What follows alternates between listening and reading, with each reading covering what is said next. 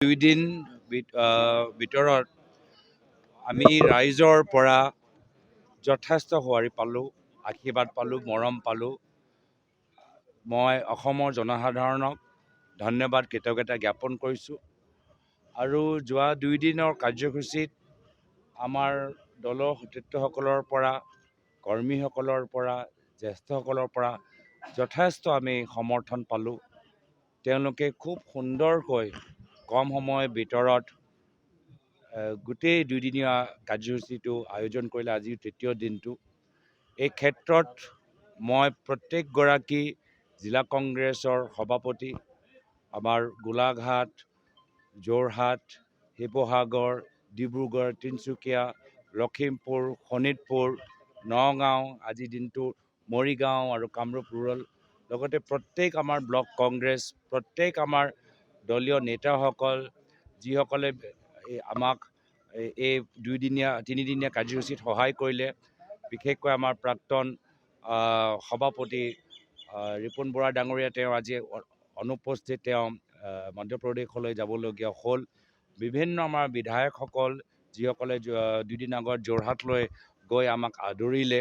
আমাৰ যিমান কষ্ট যোৱাকালি আমি দেখা পালোঁ যে আমি প্ৰায় 1:30 বজালৈকে আমি ৰাস্তাতে আছিলোঁ।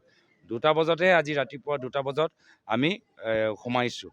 তো ইমান দেৰিলৈকে যে আমাৰ কৰ্মীখিনি কষ্ট কৰিবলগীয়া হ'ল, মোৰ তাৰ বাবে অলপ দুখিত।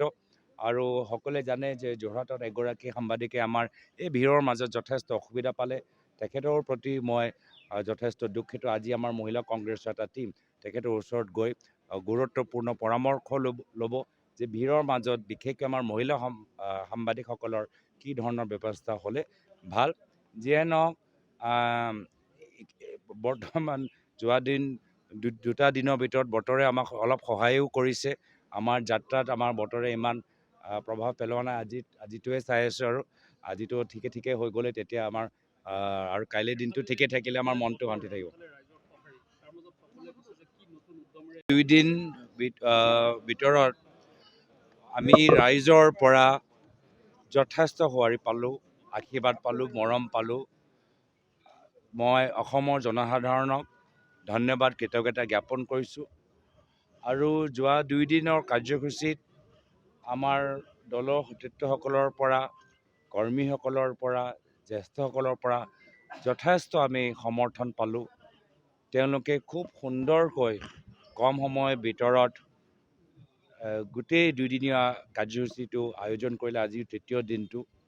এই ক্ষেত্ৰত মই প্ৰত্যেকগৰাকী জিলা কংগ্ৰেছৰ সভাপতি, আমাৰ গোলাঘাট, যোৰহাট, শিৱসাগৰ, ডিব্ৰুগড়, তিনিচুকীয়া, লখিমপুৰ, শোণিতপুৰ, নগাঁও, আজিৰ দিনটো মৰিগাঁও আৰু কামৰূপ ৰুৰেল, লগতে প্ৰত্যেক আমাৰ ব্লক কংগ্ৰেছ, প্ৰত্যেক আমাৰ দলীয় নেতাসকল, যিসকলে আমাক এই 3দিনীয়া কাৰ্যসূচীত সহায় কৰিলে।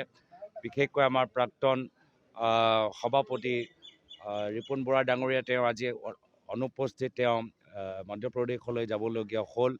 বিভিন্ন আমাৰ বিধায়কসকল, যিসকলে 2 দিন আগত যোৰহাটলৈ গৈ আমাক আদৰিলে।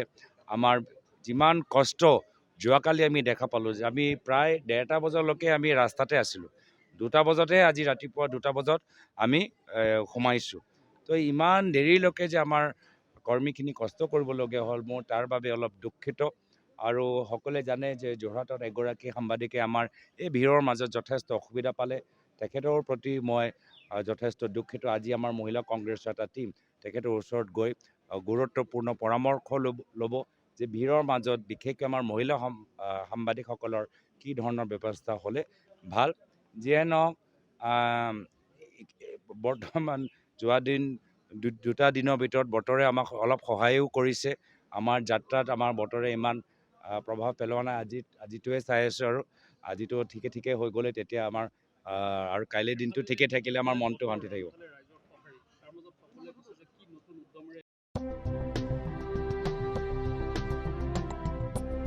গৰু, গাহৰি, হাঁহ, ছাগলী, কুকুৰা আদিৰ বাবে জনপ্ৰিয় দানাৰ নামটোৱেই হ'ল বিয়ম। বিয়ম এই অসমৰ উদ্যোগ। গতিকে বিতৰকসকলে অতি শীঘ্ৰেই বিয়ম উদ্যোগৰ লগত যোগাযোগ কৰক।